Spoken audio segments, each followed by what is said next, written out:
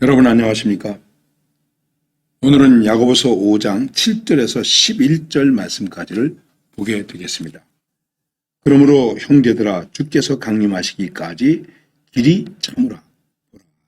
농부가 땅에서 나는 귀한 열매를 바라고 길이 참아 이른 비와 늦은 비를 기다리나니 너희도 길이 참고 마음을 굳건하게 하라. 주의 강림이 가까우니라. 형제들아 서로 원망하지 말라. 그리하여야 심판을 면하리라. 보라, 심판주가 문 밖에 서 계시니라. 형제들아, 주의 이름으로 말한 선지자들을 고난과 오래 참음의 본으로 삼으라. 보라, 인내하는 자를 우리가 복되다 하나니 너희가 욥의 인내를 들었고 주께서 주신 결말을 보았거니와 주는 가장 자비하시고 긍휼히 여기시는 이시니라. 야고보서 5장 7절에서 11절 말씀을 읽었습니다. 오늘 말씀에서 보면 그러므로 형제들아 주께서 강림하시기까지 하는 말씀이 나옵니다. 강림은 재림을 의미하는 것입니다.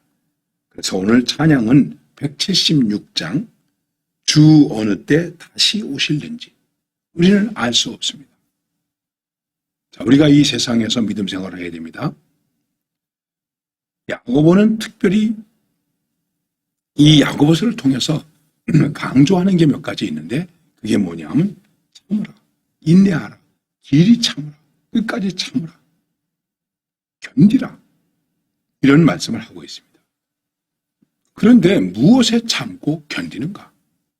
시험을 참고 견디라, 고난을 참고 견디라, 참고 견뎌야 됩니다. 그러면서 오늘 말씀 속에서는 이렇게 말씀하고 있습니다.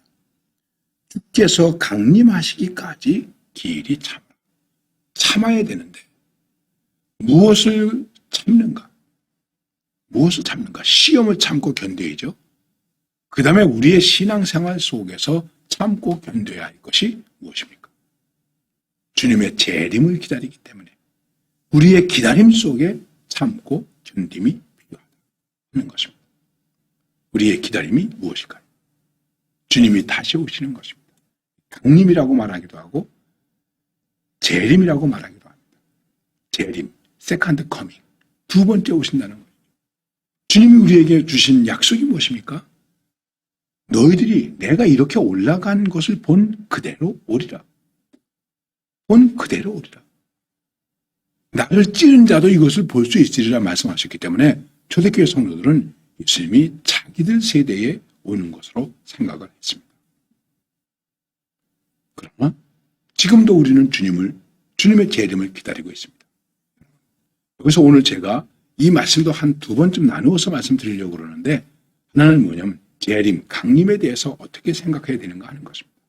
기독교에 이단이 많이 있습니다. 혹은 사이비가 많이 있는데 대개 말씀을 해석하는 것과 함께 주님의 재림과 관계되어서 사이비나 이단이 많이 있습니다. 심지어는 현재 예수님 재림교회도, 예수 재림교회도 있습니다. 근데는 자신이 또 재림 예수라고 또 하면서 부흥회를 다니고 그런 사람들도 있었습니다. 또 우리나라 사람들이 말합니다. 예수님이 계룡산에 오신대, 삼각산에 오신대, 시청 앞에 오신대, 어디에 오신대. 예수님이 우리나라에 오신다는 거예요. 여러분, 다른 나라에 오시는 것보다 좋기는 하겠습니다만은 우리나라에만 오십니까? 예수님의 재림은 온 세상이 보는 것인데, 그리고 그 다음엔 또 어느 날 오신다는 거예요. 이걸 갖다가 우리는 흔히 시한부 종말론이라고 말하는 거죠. 1990년인가요? 10월 28일 예수님이 온다. 그래가지고 흰옷 입고 준비하고 이 교회 역사 속에서도 예수님이 오신다는 것을 기다리고 예언했다가 결국은 예수님이 안 오셨습니다. 그랬더니 예수님이 공중의 재림에 계시다고 그러면서 예수 재림 교회를 만들었습니다. 이 재림 때문에 는 문제들이 있다. 미혹될 수 있다 하는 것입니다. 그래서 이 문제를 말씀드리는 것입니다. 예수님은 반드시 오십니다. 그런데 이 문제 때문에 미혹당하지 말아야 됩니다. 말씀대로 그 날과 그 시는 아버지만 아신다. 그리고 때와 기한에 대해서는 너희의 알 바 아니다. 분명히 예수님이 제자들에게 말씀하셨습니다. 때와 기한에 대해서, 때와 장소, 여기에 대해서 너희 알 바 아니다. 너희가 올리오 가심을 본 그대로 오신다고 그러니까는 많은 사람들이 생각할 때 그럼 감람산 위에 오시나? 감람원 위에 오시나? 이렇게 생각하는 분들도 있습니다. 예수님의 오심은 온 우주의 사건이며 온 인류가 볼 수 있는 사건입니다. 그리고 종말 사건입니다. 거기를 우리는 종말이라고 말하는 것입니다. 그게 가까이 왔습니다. 어떻게 신앙생활을 하는 것을 말씀하고 있는 것입니다. 시간. 우리가 시간을 많이 얘기하죠. 과거, 현재, 미래. 근데 시간은 우리의 것이 아닙니다. 우리가 시간을 계산하기도 하고 말하지만은 생각해 보십시오. 그냥 간단하게 말씀드릴게요. 여러분, 우리가 내일 만나자. 우리에게 내일이 있습니까? 냉정하게 말하면 내일이 없습니다. 왜요? 눈 뜨면 또 내일이죠. 눈 뜨면 오늘이에요. 내일 만나자. 그런데 눈 뜨면 오늘이에요. 눈 뜨면 오늘이에요. 또 내일이에요. 시간은 우리의 것이 아닙니다. 시간을 주관하는 것도 우리가 하는 것이 아닙니다. 내가 나을 때와 죽을 때가 어떻게 되어 있습니까? 그러니까 이 시간을 주관하는 것, 그리고 이 시간을 길게 얘기하면 뭐가 되겠습니까? 역사가 되는 것이죠. 짧게 시간이 이어져서 역사가 됩니다. 그리고 그 역사에 의해서 세상이 지금 이렇게 굴러간다고 그럴까요? 지나가고 있습니다. 그 가운데서 주님이 오신다. 아버지만이 아신다. 도적같이 오신다. 우리가 어떤 사람이 되어야 마땅하고, 성경은 이걸 말씀하고 있습니다. 마지막에 대한 모습을 요한계시록이나 베드로후서나 또 이런 것들을 통해서 우리들이 여러 가지로 말할 수 있습니다. 뭐 하늘이 종이장처럼 날아가고 이런 얘기 할 수 있습니다. 하늘과 새 땅.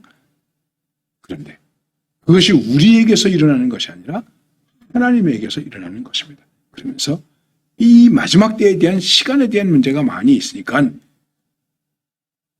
베드로가 말합니다. 어떤 사람이 말하기를 예수님이 더디 오리라 빨리 오리라 이렇게 말하지만 아니다. 하나님의 시간은, 주님의 시간은 하루가 천년 같고 천년이 하루 같은 시간입니다. 이거를 우리가 어떻게 계산하고 어떻게 계획하고 어떻게 조절하겠습니까?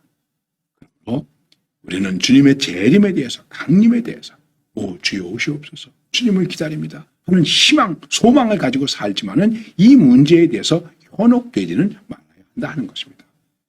이 문제에 대한 말씀을 이렇게 드리는 것입니다. 절대로 우리는 재림신앙에 대해서 예수님이 다시 오리라고 하신 그 약속을 믿고 그것이 우리의 산 소망이 되게 하고, 그리고 흔들리지 않고 믿음 생활하는 것입니다. 그날과 때와 시와 장소 이런 것들에 대해서 우리는 흔들리지 말아야 됩니다.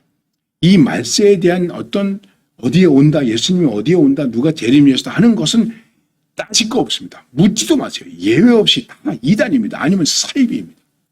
예, 속지 마시기를 바랍니다. 말합니다. 주님은 다시 오십니다. 소망으로 사시기를 바랍니다. 감사합니다.